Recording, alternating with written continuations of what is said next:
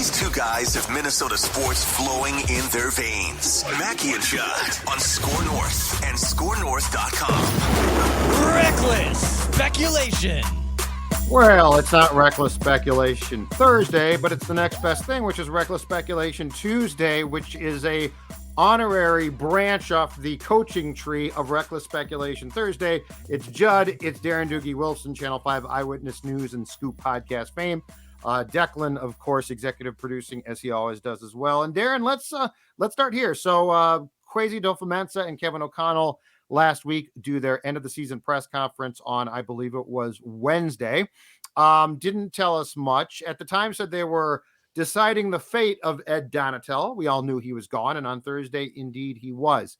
Let's get into this, though, because there is now, as we hit the combine and then obviously the start of the league year, which is going to be incredibly interesting, there is a long list of potential veteran Vikings who could be ex-Vikings by the time the league year starts. What are you hearing? What's the best guess about a list that includes, Thielen, Kendricks, Harrison Smith? I could go down Dalvin Cook. I could go down a long list of guys who have been favorites here. There are going to have to be, I would say, with all due respect to these players, some very tough decisions made as far as trying to free up cap room and also just flat out get younger, more athletic, and faster. Well, Judd, hi, Declan. Changes are coming. The question is, how many changes? I just got off a Zoom with Joel Corey, former agent for John Randall, Ed McDaniel, Chris Claiborne. He's now a media personality for CBS Sports. He has intimate knowledge of the salary cap. He has all the documentation from the NFLPA. So we went up and down the list of guys. I mean, just about everyone. We came to the conclusion Jordan Hicks is an easy one and done. You have the logical replacement in Brian Asamoah. Another logical move, if you look at Brian O'Neill's contract, they can restructure that to create immediate cap space. The way Joel laid it out, Judd, that one is incredibly logical. Like, I will be shocked if there's not something done with the Brian O'Neill contract.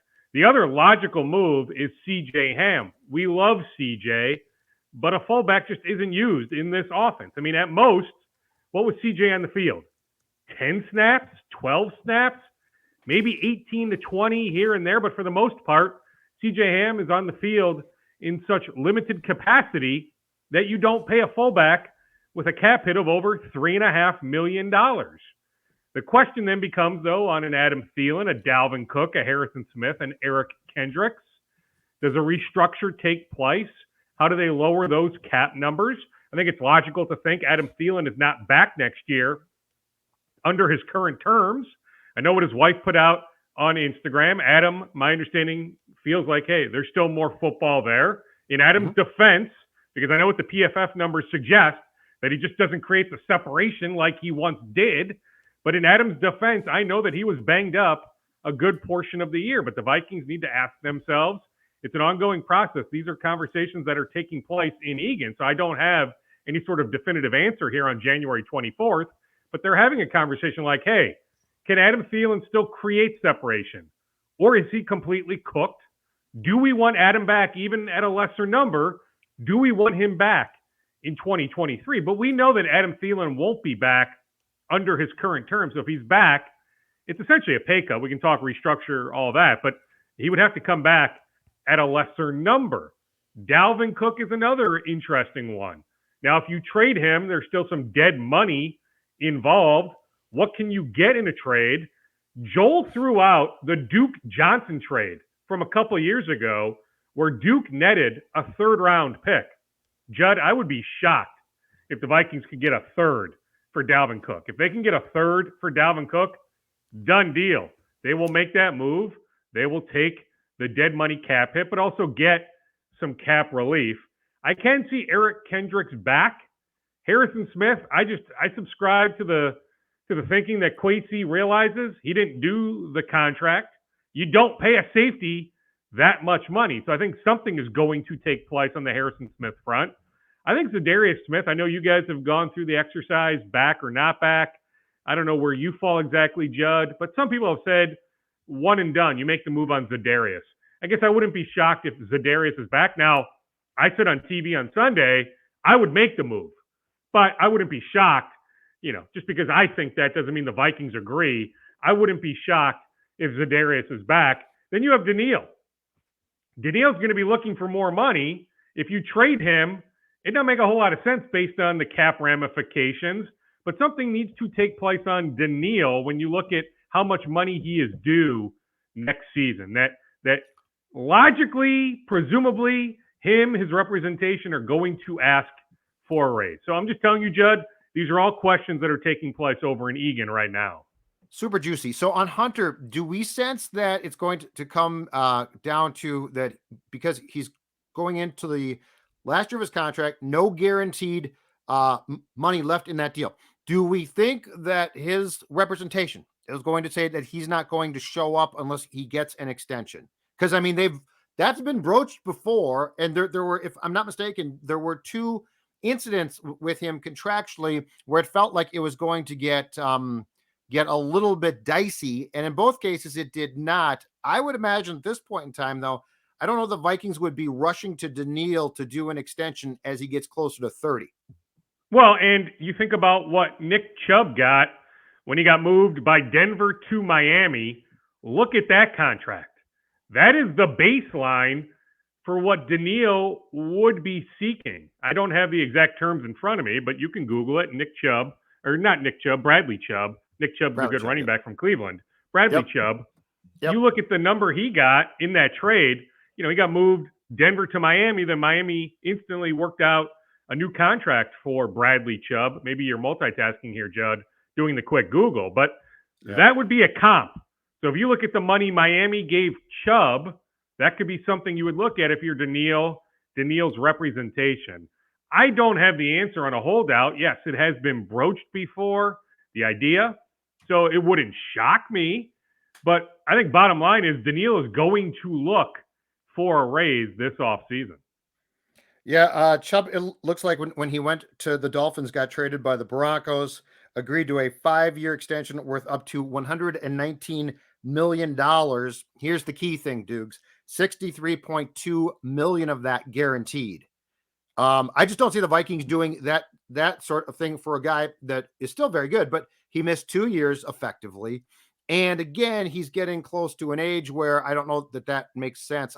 I am so interested because it feels like 2022 was the year that the Wilfs prevailed on Kwesi and Kevin to bring guys back and to sort of, and we basically know for a fact Ryan Poles didn't get the job because one, I think he asked for too much as far as compensation went, but then importantly said, I want to tear things down.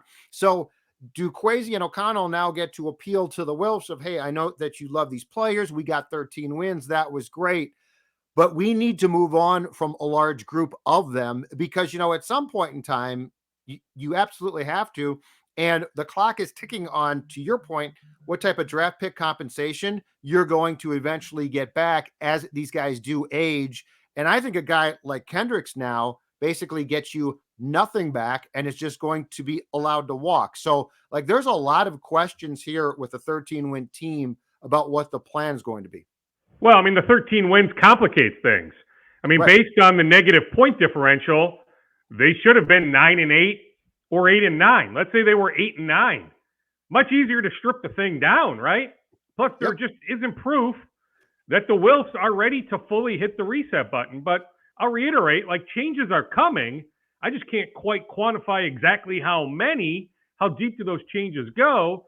Plus, when you've got the quarterback with the no trade clause, with the full guarantee on the hook, it's hard to fully hit the reset button, right? And there just isn't proof that some sort of trade is going to take place. Now, I'm on record saying, right now as I read the tea leaves, I can see the Vikings just letting this Cousins situation play itself out. But a lot of people, including those close to Kirk, imagine that a short-term extension is coming. He's played that game here going back years, that it's going to take place again based on the success he had this year. What would, in this case, Dukes, a short-term extension look like? Are we talking about one that would now take him through 2024? Are we talking about trying to get a contract that would run 2 or 3 more years? What? Because I guess my question is this, and we don't know this yet, but just to recklessly speculate right now, I got to think that there is a plan in place. At least the wheels have started to move on the Kirk succession plan, right? Like identifying college quarterbacks. I don't know. Perhaps a trade for a guy like Trey Lance. But I got to think that there's almost a two-track plan here. One is, yes, Kirk is back, and Kirk might be back for 2 more years. That being said, eventually O'Connell especially has to get his guy, develop him. The cheaper, the better. And so, like, I would love to know where this whole thing is going, and like how far down the road are they in having almost a 2-tier plan, one involving Kirk, but the other replacing Kirk. What proof is there that Kirk would take a pay cut? So if you look None. at his money, what is it, $35 million? There's none, right? So Zero. I'm not saying he's looking for significantly more, but there just isn't proof that he's willing to go backwards.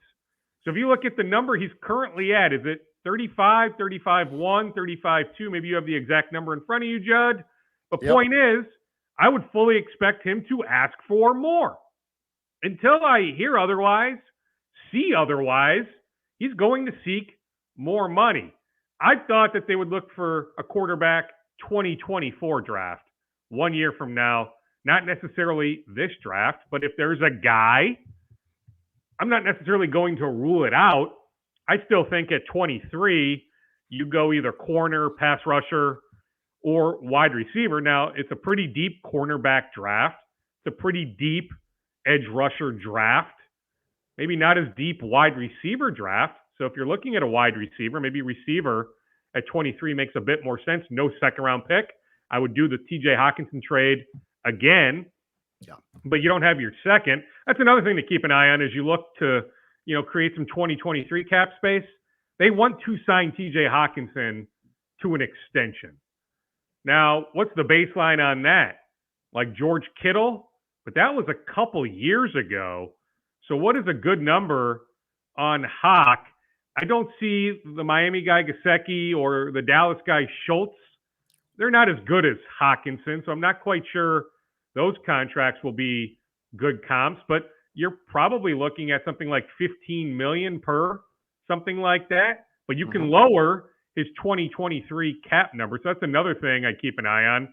And another thing that we'll have to watch is, when does the Justin Jefferson extension take place? It will take place. It's a matter of when, not if.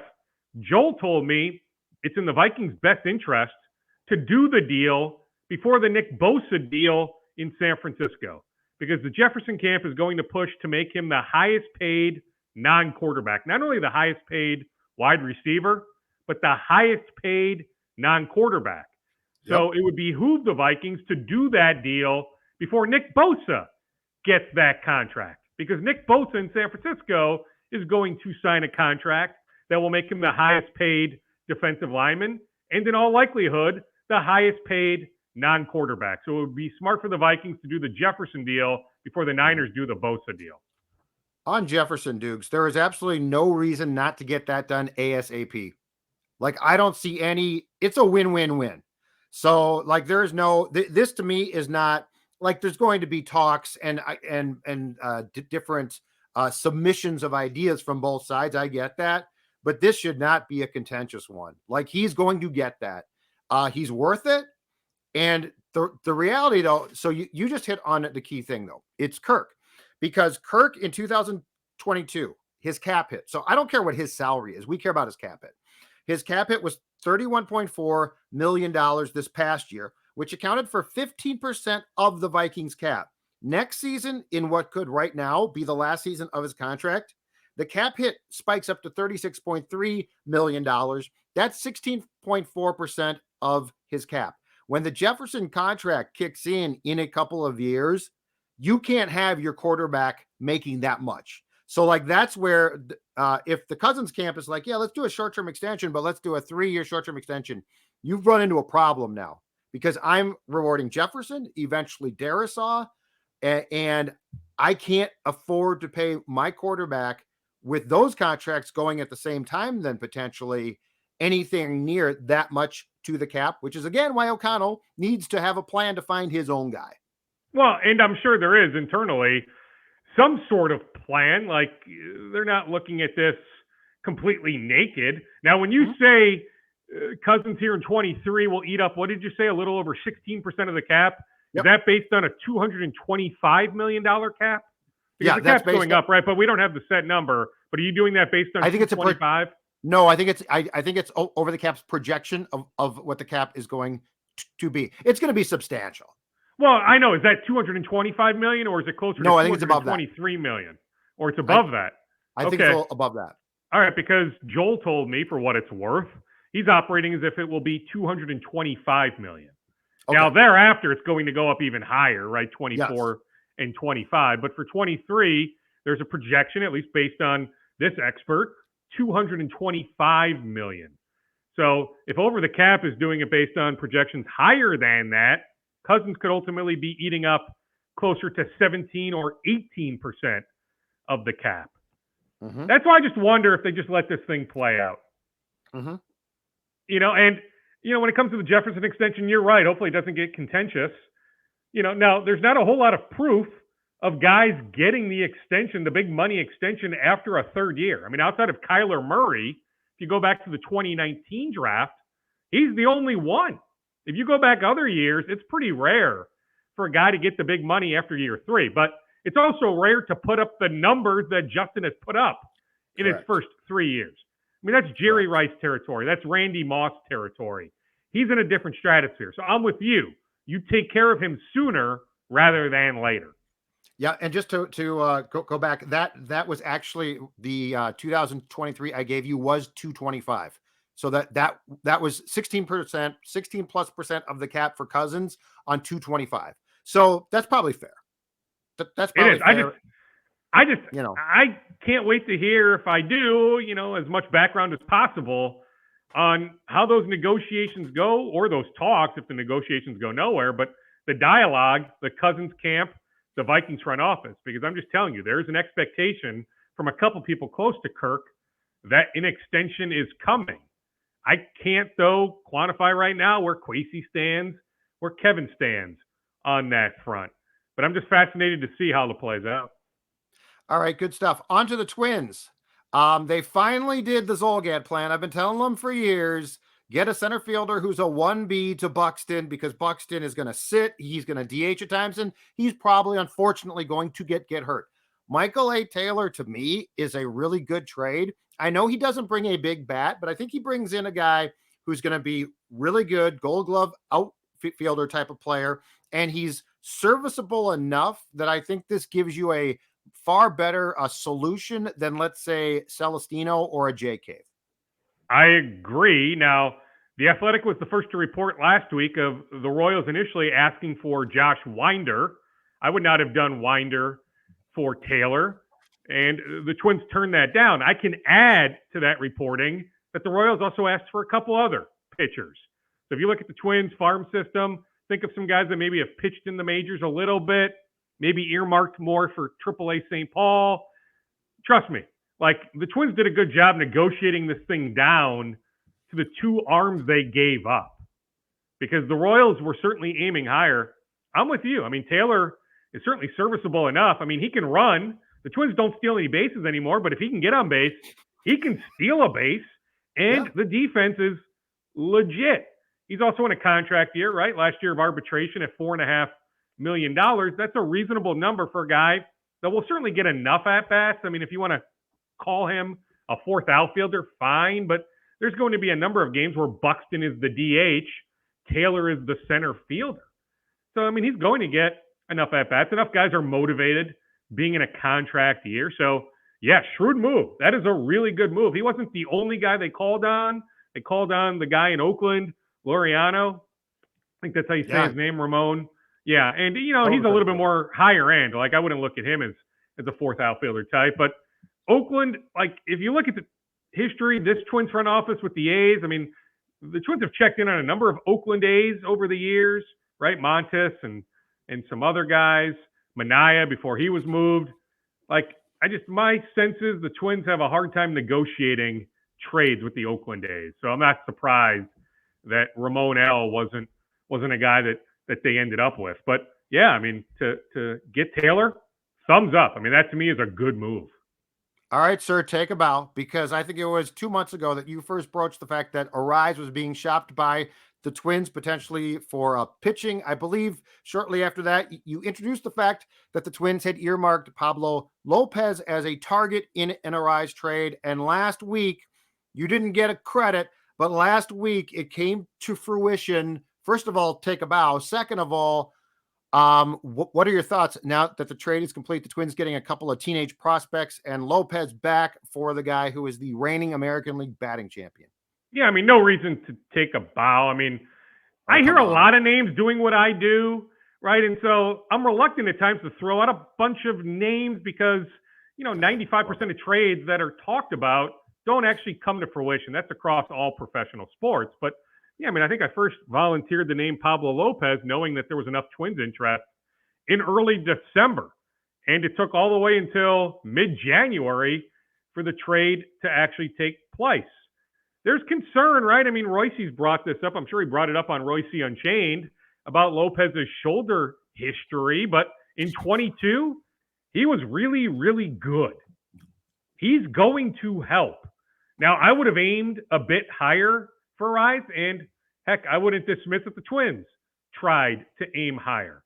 Whether it was with Arizona in Gallon talks, maybe Corbin Burns with the Brewers, some other guys that are, close to free agency or playing for a team that maybe isn't quite near the level of contention, right? So, the Twins, certainly planted enough seeds.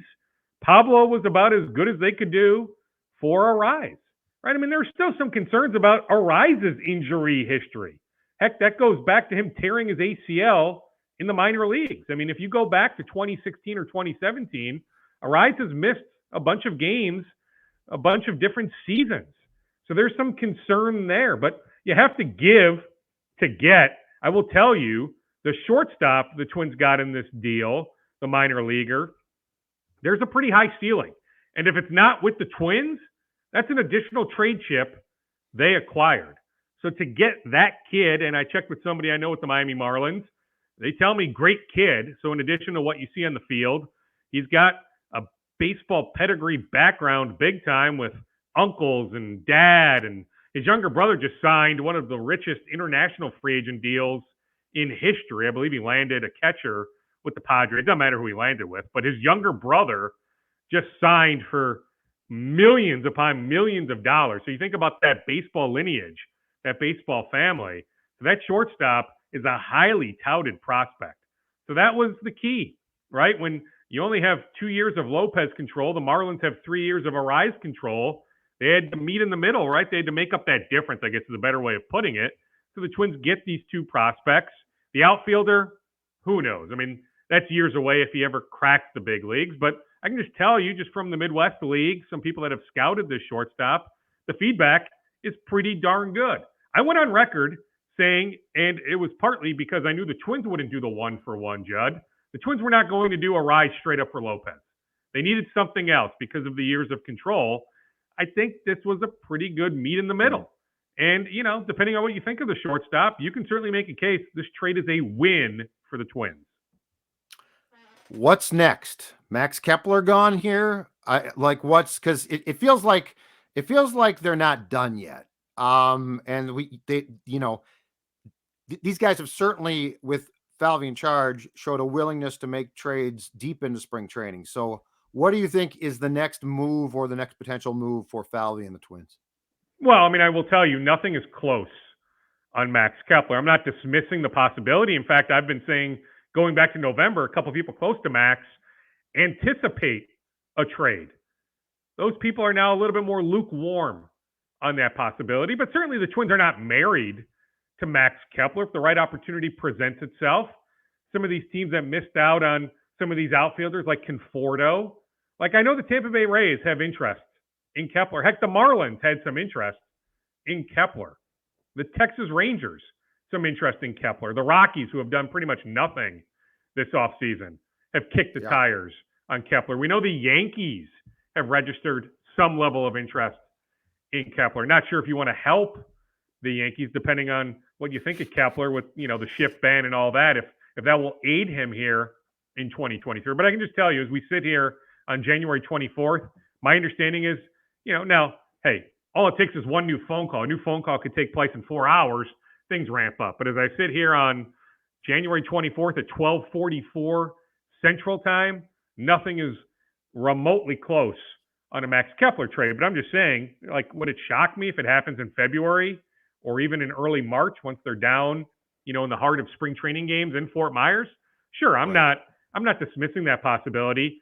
The question I get a lot, Judd, is on what's next. Will the Twins bring back Michael Fulmer? Now, there's a few good relievers still on the market, but Fulmer is one of them. Now, we can debate how good.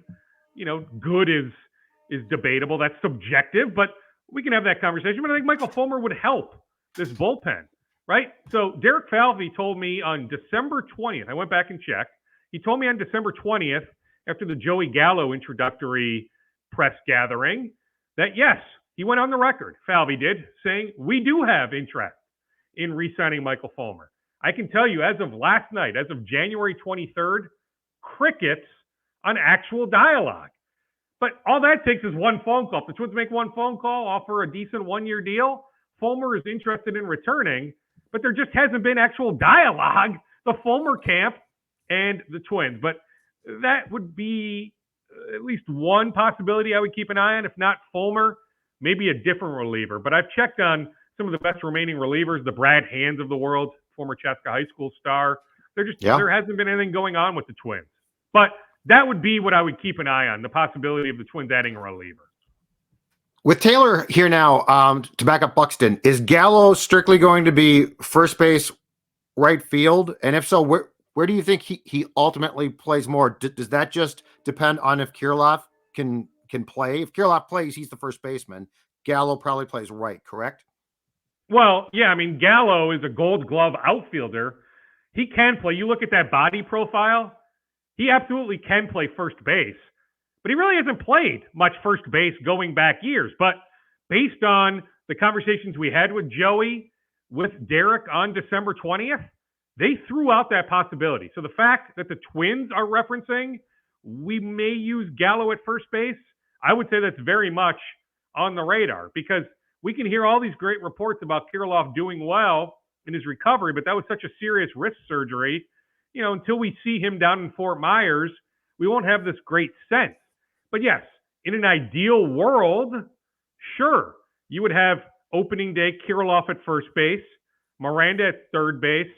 If you keep Kepler, you probably have Kepler in right, Gallo in left, right? So a lot of it depends on what takes place with Kepler. Gallo does have that flexibility. Really, he can play all three outfield spots. Now, with Taylor in the mix, I don't think we'll see much of Joey in center field, of course, with Byron as well. So we're looking at a corner outfielder. But he can play all three outfield spots. But the fact that the Twins brought up first base as a possibility, I can't dismiss it. I'm just saying he really hasn't played much first base going back years. Interesting. All right, last thing, Dukes. The NBA trade deadline approaching quickly. The Timberwolves remain as weird as can possibly be. They win 2. They lose to a terrible Rockets team last night. What have you heard about Wolves' potential moves as the deadline nears? And then I guess also, where do we stand with Karl Anthony Towns? Since I ask that every week. Yeah, Karl Anthony, I've been saying for weeks it's going to be a while. I couldn't quantify exactly what a while exactly meant, but we weren't looking at January, unfortunately, right? I mean, I thought initially he would be back this month. He's not going to be back this month. He went on his Twitch, his video account, over the weekend, and he finally told us what the heck is going on. It's not a grade 1 or even a grade 2. It's actually a grade 3 calf strain. That's the most serious calf strain you can get. That is typically, well, sometimes you need surgery. He doesn't need surgery, but the recovery is closer to 12 weeks. So you may have the exact date he went down. Was it mid to late November in the game in Washington? But 3 months puts us into February. So I still anticipate he's going to be back at some point this year, that this is not a season-ending injury, but he's not close. Now, I will tell you on Jordan McLaughlin, he is getting close. I can give you a timeline that it's closer to 2 weeks, could be 3. It's longer than a week, but he's not a month away. Like, there would have to be a setback for him to be out another month. So Jordan McLaughlin, who did some pregame work on the court last night in Houston, he is getting closer. So that is the good news on the injury front, that Jordan is closer. But Cat, we're still looking at multiple weeks. But he is doing some work on the court. He's been doing some boxing work off the court, so he's able to move, but just not move to the point of being able to play actual NBA games, the stress that puts on your calf. It's a very easy injury to re-injure. So Cat is going to play the safe game on this, but I still anticipate him being back before the end of the year, but just not close. On the trade deadline, February 9th, sure, Tim Connolly is having dialogue. You know, they're getting a bunch of inquiries on Naz Reid. I saw Kevin O'Connor, my buddy from The Ringer, volunteer that the Nets now have inquired. There's a report from Hoops Hype that the Nuggets and Clippers have inquired. And I will tell you, I've checked with two people at the Nuggets. They told me that's news to them. Doesn't mean that maybe the Nuggets eventually show some interest. And I will add, on Naz Reid, the Wolves are continuing to try and extend him. In an ideal world, they don't trade him. They extend him. But if you're Naz, you have every incentive to hit unrestricted free agency this summer. Let half the league bid on you, right? Or a little less than half the league will have cap space. There would be multiple teams in on Naz Reid. So if I'm Naz Reid, his representation, there's no reason, unless the Wolves are going to break the bank, and there's no proof that they will. If I'm Naz Reid, if I'm his representation, I am hitting unrestricted free agency in July. But I can tell you, the Wolves are still going to make another push here. They've been trying to make a push here going back weeks. I've never sensed anything was close, but they're going to try to push to continue to get an extension done with Naz Reid. But he's a popular trade target. Taurean Prince is another guy the Wolves are getting calls on. Judd, we saw again last night how important Taurean Prince is. The Wolves are now 4-17 when Taurean Prince doesn't play. Not that that's an excuse. The officiating last night, too, was as bad as it gets both ways. Like, Judd, that was as poorly, I'm trying to avoid hyperbole, that was as bad an officiated game as I can remember. That's how pathetic the officials were last night, both ways. That's not why the Wolves lost, but the officiating was horrendous last night. But the Rockets were down Porter, Jabari Smith, like they were down a couple pretty good players, yet still found a way. The Wolves just could not contain Jalen Green. But like the Wolves missed Taurean Prince. But he's another guy with a non-guaranteed deal next year. Why Taurean Prince's representation accepted that deal? Now, ultimately, it's the player who says, yes, I'll accept that deal. So why Taurean accepted the deal he accepted in June is beyond me. Like, he should have hit unrestricted free agency. He could have made more money on the open market. He's a really good player, you know, but that's another conversation for a different day. But just the Wolves got Prince on a sweetheart deal. So the league realizes that. So the league has been making calls on Taurean Prince. I know there's a lot of national steam on D'Angelo Russell. I've been saying for weeks that I anticipate D'Angelo Russell being here, not elsewhere, on February 10th. Not to say that there's not a possibility. Like, if Tim Connolly wanted to extend him, he would have by now, right? So, you know, whether it's a sign and trade in the summer or here at the deadline, you know, I'm not quite sure I see D'Angelo Russell here next year. Now, to his credit, he has shot the ball incredibly well going back 6 weeks. D'Angelo Russell has never shot the ball like this in his career. So let's give D'Angelo Russell credit for his shooting numbers going back to early December. He deserves credit for that. But I'm just saying, if Tim Connolly wanted to extend him, it would have taken place by now. So that's why I think something is going to happen. I just think maybe more so in the summer, not now. I haven't heard of teams in the league having genuine interest in trading for D'Angelo Russell. Awesome stuff, Dukes. We'll talk to you Thursday, okay? Okay, sounds good, boys. Take it easy.